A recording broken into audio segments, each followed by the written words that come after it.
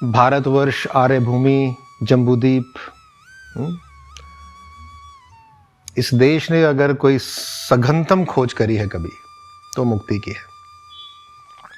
और आप मुझसे पूछते हो कि मुक्ति शिविर द फ्रीडम वर्कशॉप है, आप लोग क्यों करें? अगर आपके पास भी वो उत्कंठा है, वो प्यास है, वो खोज है मुक्त उड़ान लेने की,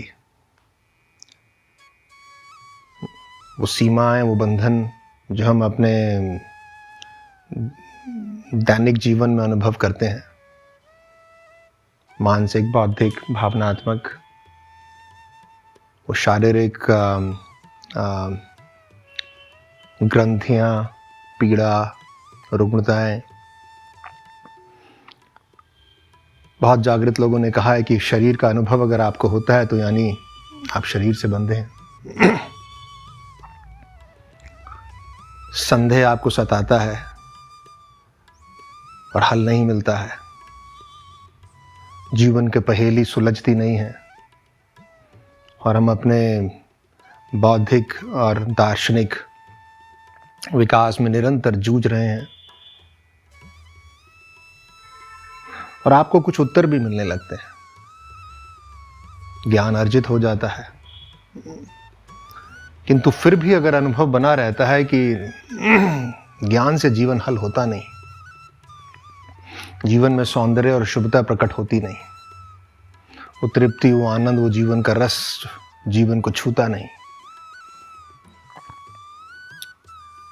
तो उपाय तो वही है जो इस देश ने सदा से खोजा है कि क्या मैं अपनी बौद्धिक, भावनात्मक और शारीरिक सीमाओं के पार जा सकता हूँ? क्या जीवन का एक ऐसा सत्य है, क्या जीवन का यथार्थ है, क्या जीवन का अस्तित्वगत वो तल छुआ जा सकता है, अनुभव किया जा सकता है, स्थापित हुआ जा सकता है जो इन सब के पार है?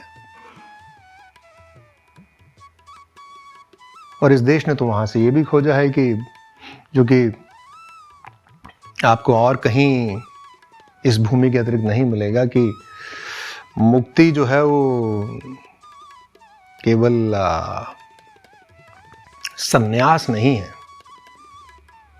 ये नहीं कि जगत छोड़ के कहीं चले जाना है। कि जो खोज हमने करी है वो एक दूसरे आयाम की भी करी है कि एक बार अगर आप जगत से बाहर हैं तो फिर जगत में आप लौट के भी आते हैं, निरंतर सृजन की क्रिया में लिप्त रहने के लिए।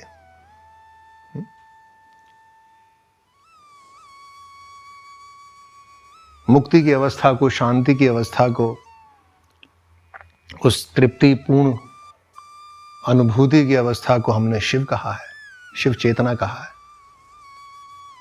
और उसके ही विपरीत, उसी के समकक्ष शिव चेतना से प्रकट होती हुई एक वैष्णव, एक विष्णु चेतना भी है जो निरंतर लिप्त है सृजनात्मकता में, जीवन के विकास में।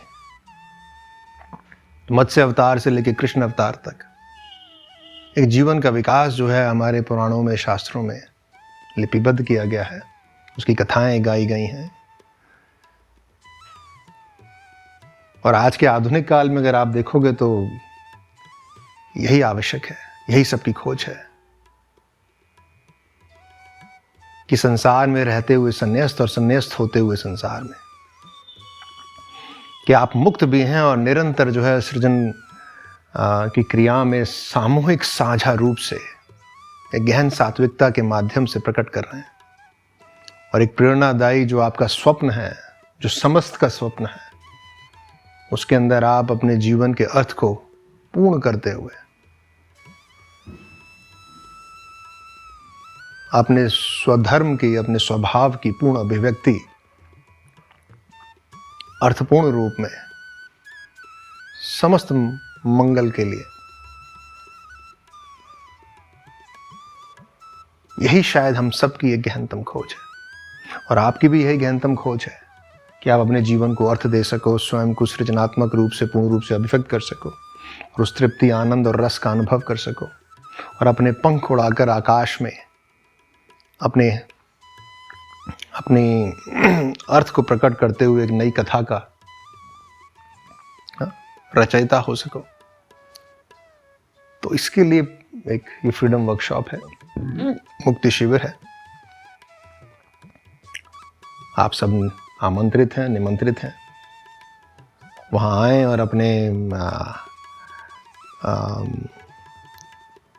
बौद्धिक प्रश्नों को लेकर, अपने उलझनों पहेलियों को लेकर, भावनात्मक तनावों और अगर मैं शब्द यूज़ कर सकूं, उसका प्रयोग कर सकूं, कुंठाओं को लेकर, क्रोध पर, भय पर, चिंताओं पर, संदेहों पर, विभिन्न क्रियाओं और ध्यान के माध्यम से, स्वाध्याय के माध्यम से, मंथन मनन और स्मरण के माध्यम से,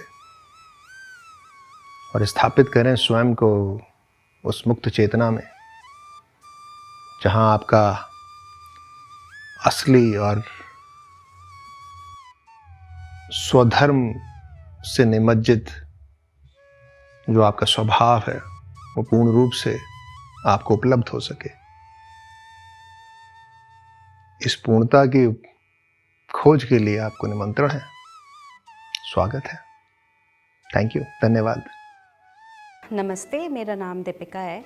हम सब लोग आजकल बहुत इस बारे में बात करते हैं कि बॉडी डिटॉक्स कर दें, बॉडी डिटॉक्स कर दें, पर आज तक मेरे पास कभी भी किसी भी ऐसे प्लेटफॉर्म का इंट्रोडक्शन नहीं था जहाँ पे हम अपना ब्रेन डिटॉक्स कर सकते हैं, अपना माइंड डिटॉक्स कर सकते हैं। जब मैंने फ़र्स्ट टाइम ये वर्कशॉप करी थी तो मेरे पास कुछ ऐसा एक्सपीरियंस था कि 2012 में मैंने अपने पापा को खोआ था, और जब मैंने अपने पापा को खोआ तो मेरे पास कोई ऐसा एक्सपीरियंस नहीं था कि मेरा लाइफ का एक बहुत बड़ा पार्ट है जो चला गया। माय फादर वो सफरिंग फ्रॉम द कैंसर, तो वो इल थे काफ़ी टाइम से और वो काफ़ी तकलीफ़ में थे। तो जब वो गए तो मुझे लगा कि मतलब अच्छा हुआ कि उनको एक मुक्ति मिल गई, पर उनके लिए तो मेरे को समझ में आ गया कि उनको एक मुक्ति मिल गई और वो चले गए इस पीड़ा से। पर जो पीड़ा मेरे अंदर आ गई अपने पिताजी के खोने की, उसका मेरे पास कोई एक्सपीरियंस ही नहीं था।